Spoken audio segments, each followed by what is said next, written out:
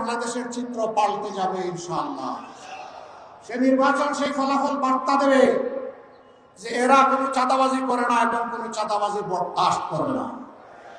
সাথে সাথে 90% চাঁদাবাজের হাত অবশ হয়ে যাবে। বাকি 10% যারা থাকবে ওদেরকে বুঝাবো, বুঝ না মানলে যা করা দরকার তাই করা হচ্ছে, কারণ মুখের দিকে তাকাবো না।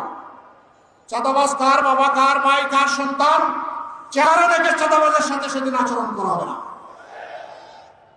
সেই ক্ষেত্রে আমরা হবো নির্দয়, নিষ্ঠুর, কঠোর, দেশের জনগণকে বাঁচানোর স্বার্থে, চাঁদার কবলকে থেকে মুক্ত করার স্বার্থে।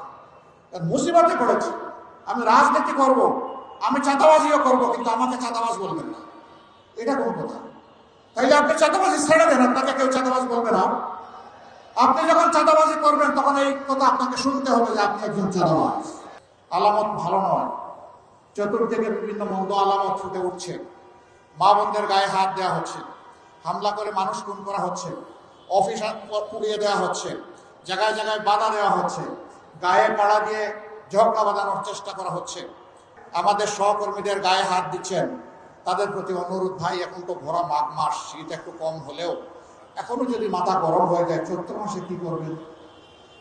একটু মাথাটা ঠান্ডা রাখুন।